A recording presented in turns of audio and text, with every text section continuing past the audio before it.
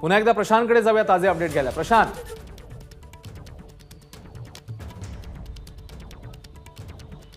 अश्विन, शरद पवार यांच्या राष्ट्रीय अध्यक्ष पदाला ज्या पद्धतीनं अजित पवार गटानं चॅलेंज केलेलं आहे ते नेमकं कुठल्या मुद्द्यांच्या आधारे आणि कशा पद्धतीनं केलेलं आहे हे नीट समजून घेतलं पाहिजे।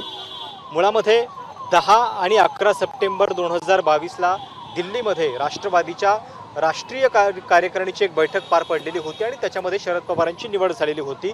558 डेलिगेट्सनी या निवडीला अनुमोदन दिलं असा शरद पवारांचा दावा होता। आता अजित पवार गट निवडणूक आयोगामध्ये काय म्हणतोय तर त्यांचं म्हणणं आहे की ही बैठक, ज्या बैठकीमध्ये शरद पवारांची निवड झाली ती 10 सप्टेंबरला झाली, पण त्याच्या आधी 1 सप्टेंबरला जी बैठक झालेली होती पक्षाच्या वर्किंग कमिटीची, त्याच्या बैठकीतले जर आपण मिनिट्स लक्षात घेतले तर तिथंच स्पष्ट झालेलं होतं की 10 आणि 11 सप्टेंबरला काय होणार आहे, म्हणजे ही निवड करायची किंवा ती होणार आहे हे आधीच जाहीर झालेलं होतं आणि त्याच्यानंतर केवळ फार्स म्हणून मग ही सगळी प्रक्रिया पार पडली का, हा पहिला प्रश्न। दुसरा प्रश्न आहे की ज्या 558 डेलिगेट्सचा दावा शरद पवार गटाकडनं केला जातोय त्या सगळ्या नियुक्त्या ज्या आहेत त्या पूर्णपणे बेकायदेशीर आहेत, कारण या राज्याच्या पदाधिकाऱ्यांच्या नियुक्त्या ज्या आहेत त्या घटनेप्रमाणे झालेल्या नाहीयेत, हा त्यांचा दुसरा मुद्दा आहे। आणि तिसरा मुद्दा जो आहे तो अत्यंत महत्त्वाचा आहे। त्यांचं म्हणणं आहे की 10-11 सप्टेंबरला राष्ट्रीय अध्यक्ष म्हणून त्या बैठकीमध्ये कथित स्वरूपानं निवड झाली आणि त्याच बैठकीमध्ये राष्ट्रीय अध्यक्ष निवडले गेले, काही जाहीर झाले आणि तिथंच वर्किंग कमिटीची सुद्धा घोषणा झाली। तर अजित पवार गटाचं म्हणणं आहे की राष्ट्रीय अध्यक्ष, प्रदेशाध्यक्ष आणि वर्किंग कमिटी या सगळ्या निवडणुका एकाच दिवशी एकापाठोपाठ अशा जाहीर होऊ शकत नाहीत, ते लोकशाहीला धरून नाहीये आणि त्यामुळं हे 2-3 प्रमुख मुद्दे आहेत की ज्याद्वारे राष्ट्रीय अध्यक्ष म्हणून शरद पवारांच्या निवडीला अशा पद्धतीनं चॅलेंज केलं गेलेलं आहे। म्हणजे जेव्हा हा सगळा वाद राष्ट्रवादीमध्ये झाला त्याच्यानंतर म्हटलं जात होतं की राष्ट्रीय अध्यक्ष तर शरद पवार आहेत, त्यांनीच स्थापन केलेला पक्ष आहे, मग त्याला कसं काय चॅलेंज केलं जाऊ शकतं। तर हे जे लूपहोल्स आहेत कायद्यातले ते कदाचित अजित पवार गटानं शोधलेले आहेत आणि त्या आधारे हा दावा जो आहे तो केला जातोय। आणि शेवटी कसं असतं कायदेशीर लढाईमध्ये की जोपर्यंत वाद होत नाही तोपर्यंत सगळ्या गोष्टी चालू असतात, पण जेव्हा वाद होतो, एखादा लीगल डिस्प्यूट होतं, त्याच्यानंतर तुम्हाला गोष्टी नियमाप्रमाणे आहेत की नाहीत हे दाखवावं लागतं, सिद्ध करावं लागतं आणि त्याचाच कुठंतरी फायदा अजित पवार गटानं घेत हे मुद्दे जे आहेत ते उपस्थित केलेले आहेत। खरं म्हणजे आधी जयंत पाटलांच्या नियुक्तीवर आक्षेप आणि आता शरद पवारांच्या अध्यक्ष म्हणून निवडीवरच आक्षेप, त्यांच्या निवड प्रक्रियेवरच एक प्रकारे हा आक्षेप घेण्यात आलाय। तसंच पदाधिकाऱ्यांच्या नियुक्त्या देखील घटनेला धरून नाहीयेत असं देखील अजित पवार गटाचं म्हणणं आहे। त्यामुळे शरद पवार गटावर हे आक्षेप नोंदवण्यात आलेले आहेत अजित पवार गटाकडनं।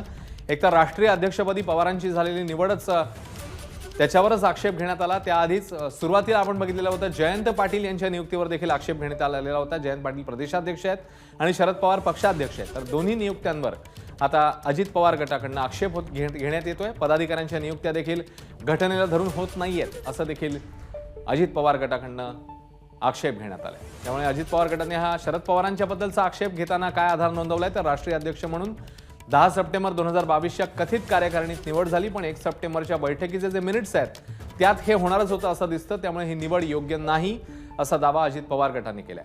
तर पदाधिकाऱ्यांच्या नियुक्त्या देखील घटनेला धरून नाहीयेत असं देखील शरद पवार गटाबद्दल अजित पवार गटाचा आक्षेप आहे। निवड प्रक्रियेतला निपक्षपातीपणा, निवड प्रक्रियेची एकूणच जी सगळी व्यवस्था आहे त्याच्यावरच आक्षेप घेण्यात आलाय आणि त्यामुळे शरद पवारांच्या पक्षाध्यक्ष पदाच्या निवडीला आणि जयंत पाटलांच्या प्रदेशाध्यक्ष पदाच्या निवडीला देखील आक्षेप घेण्यात आलाय अजित पवार गटाकडे। आता जवळपास 5:50 होत आहेत आणि जसं प्रशांतने मगाशी सांगितलेलं होतं की जवळपास 6 वाजेपर्यंतची वेळ आहे, त्यामुळे शेवटची 10 मिनिटं आहेत, बघायचं आता या 10 मिनिटात नेमकं काय होतं। मात्र साधारण 1.5 तासापेक्षा जास्त कालावधी आता हे युक्तिवाद आपल्याला बघायला मिळत आहेत। निर्णय होईपर्यंत चिन्ह आमच्याकडेच ठेवा असं शरद पवार गटाचं म्हणणं आहे। पवारांच्या पदावर एकीकडे अजित पवार गटाकडनं आक्षेप घेण्यात आल्यानंतर आता शरद पवार गटाचं असं म्हणणं आहे की निर्णय होईपर्यंत हे चिन्ह आमच्याकडेच ठेवा। तर पदाधिकाऱ्यांच्या नियुक्त्या या घटनेला धरून होत नाहीयेत। शरद पवारांच्या देखील नियुक्ती त्याच्यावर देखील आक्षेप घेण्यात आलाय, त्यांच्या निवडीवरच प्रश्नचिन्ह उपस्थित करण्यात आलंय। त्याआधी जयंत पाटलांच्या नियुक्तीवर देखील आक्षेप घेण्यात आला, त्यामुळे नेमकं आता काय होतं पाहणं महत्त्वाचं आहे। अनेक मुद्दे आहेत ज्याच्यावर अजित पवार गटाने शरद पवार गटावर आक्षेप घेतलेले आहेत। सध्याच्या घडीची अपडेट, राष्ट्रीय पदाधिकारी, राष्ट्रीय अध्यक्ष किंबहुना त्याच्यावर एकीकडे आक्षेप घेण्यात आला, तर दुसरीकडे मंत्री धनंजय मुंडे हे विठ्ठलचरणी विठ्ठलाच्या दर्शनाला गेलेले आपल्याला पाहायला मिळतात. एकीकडे निवडणूक आयोगात ही महत्त्वाची सुनावणी, तर अजित पवार गटात सोबत असलेले मंत्री धनंजय मुंडे हे पांडुरंगाच्या आशीर्वादासाठी पोहोचलेले आहेत.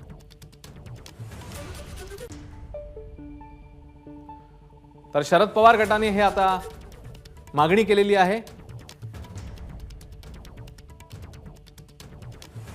की निर्णय येईपर्यंत चिन्ह जे आहे ते आपल्याकडेच ठेवा. मात्र निवडणूक आयोग हे चिन्ह आता मग गोठवणार का, असाही प्रश्न या निमित्ताने समोर येतोय. निवडणूक आयोगाकडनं चिन्ह हे गोठवलं जाण्याची शक्यता वर्तवण्यात येते. त्यामुळे निर्णय देईपर्यंत चिन्ह गोठवू नका असं शरद पवार गटाचं म्हणणं आहे. तर निवडणूक आयोगाकडनं हे चिन्ह गोठवलं जाऊ शकतं तशी शक्यता वर्तवण्यात येते. या घडीची मोठी अपडेट म्हणावी लागेल. जवळपास 1.5 तास उलटून गेले, आर्ग्युमेंट्स होत आहेत आणि निवडणुकांच्या दृष्टीने हे चिन्ह गोठवलं जाण्याची शक्यता व्यक्त होते. तर निर्णय होईपर्यंत चिन्ह गोठवू नका, निर्णय येईपर्यंत चिन्ह आमच्याकडेच ठेवा असं शरद पवार गटाचा दावा आहे. तसं शरद पवार गटाचं म्हणणं आहे. तर शरद पवार यांची राष्ट्रीय अध्यक्ष म्हणून 10 सप्टेंबर 2022च्या कथित कार्यकारिणीत निवड झाली, पण 1 सप्टेंबरच्या बैठकीचे जे मिनिट्स आहेत त्यात हे होणारच होतं असं दिसतं. त्यामुळे ही निवड योग्य नाही असा दावा अजित पवार गटाने केला. तर ज्या 558 डेलिगेट्सच्या आधारे ती निवड झाली ते सर्वच्या सर्व बेकायदेशीर आहेत, कारण राज्य नियुक्त्या या घटनेप्रमाणे झालेल्या नाही आहेत.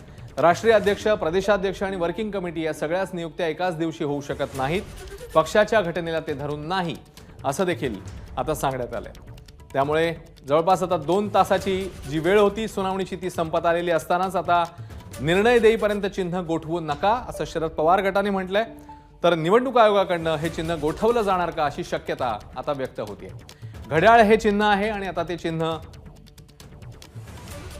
गोठवलं जाणार का अशी शक्यता वर्तवण्यात येत असतानाच आता शरद पवारांच्या निवडीवरच अजित पवार गटाने आक्षेप घेतलाय आणि शरद पवारांची निवड योग्य पद्धतीने नाही असं देखील सांगण्यात आलं. घटनेला धरून शरद पवारांची निवड झालेली नाहीये असं देखील म्हणणं आहे अजित पवार गटाचं. दुसरीकडे चिन्हाबद्दल देखील आता आर्ग्युमेंट होत आहे, युक्तिवाद होत आहेत. निर्णय होईपर्यंत कोणतेही चिन्ह जे आहे ते आमचं गोठवू नका असं म्हटलेलं आहे शरद पवार गटाने. तर निवडणुकांच्या दृष्टीने हे चिन्ह गोठवलं जाऊ शकतं असंही सांगण्यात आलंय. तर अजित पवार गटाकडनं आता शिवसेना फुटीचा दाखला देण्यात येतोय. सेनेच्या केसमध्ये सर्वाधिक संख्याबळ असलेल्या गटालाच चिन्ह मिळालंय. अजित पवार गटाकडनं हा एक महत्त्वाचा युक्तिवाद म्हणावा लागेल. तर शिवसेना फुटीचा दाखला, शिवसेना फुटीचं उदाहरण देत आपलीच बाजू कशी मजबूत आहे, आपलीच बाजू कशी सरस आहे हे सांगण्याचा अजित पवार गटाचा प्रयत्न, एक महत्त्वाचा युक्तिवाद म्हणावा लागेल. जिकडे संख्याबळ जास्त त्याच गटाला ते चिन्ह मिळालं सेनेच्या केसमध्ये आणि तसाच प्रकारे इकडे निर्णय व्हावा अशी मागणी आता एक प्रकारे करण्याचा हा प्रयत्न आहे. तर दुसरीकडे शरद पवारांची नियुक्ती, पक्षाध्यक्ष म्हणून जी नियुक्ती झाली त्यालाच कुठेतरी आक्षेप घेतलेला आहे अजित पवार गटाने. आणि निवड प्रक्रियेतल्या निपक्षपातीपणा याच्यावर देखील काही सवाल, काही प्रश्न उपस्थित करण्यात आले आहेत. पदाधिकाऱ्यांच्या नियुक्त्या ज्या आहेत त्या घटनेला धरून नाही आहेत हे देखील सांगण्यात आलंय.